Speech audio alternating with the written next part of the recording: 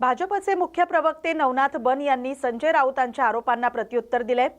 खरात प्रकरण, दलालीचे आरोप, शेतकऱ्यांच्या पाण्यावर लाभ देणं आणि सह आरोपींची मागणी यावर राऊतांनी स्पष्ट उत्तर द्यावं असा इशारा त्यांनी दिलाय। त्यांनी म्हटलंय की गॅस टंचाईचा दावा खोटा असून राज्यात पुरेशी उपलब्धता आहे। राऊतांची अफवा ही जनता फसवू शकणार नाही। तसंच गुजरात आणि मराठी अस्मितेचा उल्लेख करून दिशाभूल करणाऱ्यांना महाराष्ट्रानं नाकारले असा टोला देखील त्यांनी लगावलाय। भोंदू बाबा अशोक खरात प्रकरणात संजय राऊत महाविकास आघाडी सरकारनं दिलेल्या पाण्याचं समर्थन करतायत।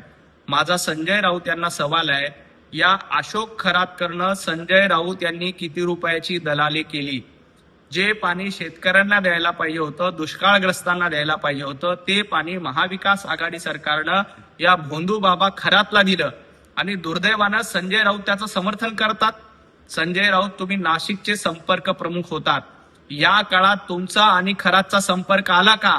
तुम्ही या भोंदू बाबांकडनं दलाली घेतली म्हणून अशा पद्धतीचे आरोप करताय। किती रुपये दलाली घेतली आणि या दलालीतनं नेमकं तुम्ही काय कमवलं? अशा पद्धतीच्या भोंदू बाबाला घेतलेल्या निर्णयाचं तुम्ही समर्थन करता, तुम्हाला लाज वाटली पाहिजे।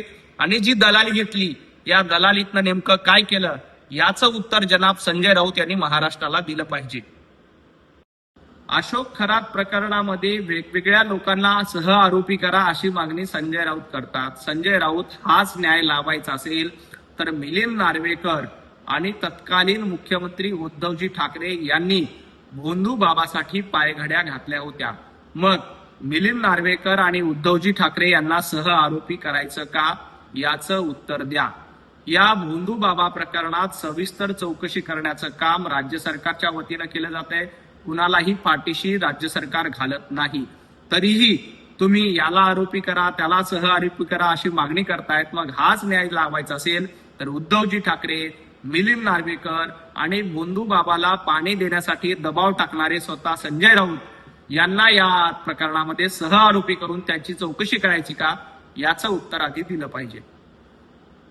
भोंदू बाबा अशोक खरातला मुख्यमंत्री पाठीशी घालतायत असा आरोप संजय राऊत करतायत। अहो संजय राऊत, ज्या उद्धवजी ठाकरे यांच्या काळामध्ये भोंदू बाबाचे कारनामे समोर आले होते तरीही तुम्ही कारवाई करण्याची हिंमत केली नाही।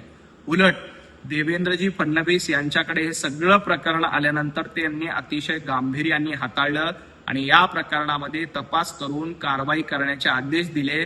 एवढंच नाही तर या भोंदू बाबाला बेड्या ठोकण्याचं काम देवेंद्रजी फडणवीसांनी केलं।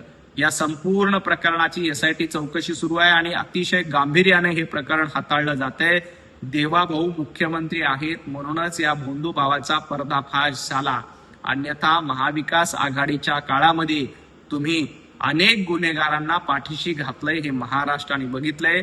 गुन्हेगारांना पाठीशी घालणारं सरकार हे महाविकास आघाडीचं सरकार होतं, तर या भोंदू अशोक खरातला बेड्या घालणारं सरकार हे देवाभाऊंचं सरकार आहे। हे महाराष्ट्रातील जनता ओळखते। तुम्ही किती आरोप केले तरी त्याचा काहीही परिणाम होणार नाही। गॅससाठी गुजरातमध्ये रांगा लागतायत, नोटबंदीसाठी गुजरातमध्ये रांगा लागत होत्या असं म्हणून परत एकदा गुजरातवर घसरण्याचं काम संजय राऊतांनी केलंय। संजय राऊत, तुम्हाला उठता बसता फक्त गुजरात आठवतं का? पंतप्रधान नरेंद्र मोदीजींच्या नेतृत्वात देशाचा विकास होतोय, देश पुढे जातोय आणि आज आपण बघतोय की महाराष्ट्र असेल FDI मध्ये क्रमांक 1चा आहे, परंतु तुम्हाला ते दिसणार नाही। आज गॅससाठी कुठेही रांगा नाहीत।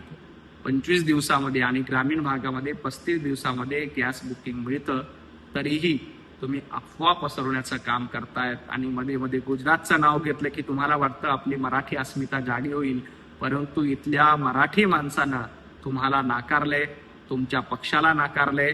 तुमची धाव उरणपर्यंत उरलेली नाही आणि तुम्ही इराणच्या गप्पा मारणं बंद केलं पाहिजे। देशात किंवा महाराष्ट्रात कुठेही इंधन टंचाई नाही। 60 दिवस शिल्लक राहील इतकं इंधन आपल्याकडे आहे।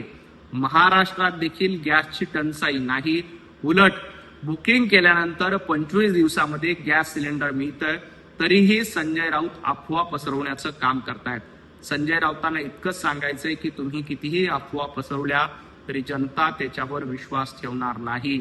लोकांचा पंतप्रधान नरेंद्र मोदीजी आणि देवाभाऊंवर पूर्ण विश्वास आहे अशा पद्धतीच्या अफवा पसरून या राज्यामध्ये अराजकता निर्माण झाली पाहिजे, जास्तीचं बुकिंग होऊन लोक पॅनिक झाले पाहिजे, अशा पद्धतीचा षडयंत्र संजय राऊत यांच्या मार्फत केलं जात आहे. परंतु संजय राऊत, तुमचं हे षडयंत्र यशस्वी होणार नाही. लोकांना कितीही संकटात टाकण्याचा प्रयत्न केला, पॅनिक करून बुकिंग करण्यासाठी सांगितलं गेलं, तरी लोक तुमच्या आव्हानावरून पॅनिक होणार नाहीत. तुमचा हा राज्य पेटवण्याचा, देश पेटवण्याचा प्रयत्न यशस्वी होणार नाही.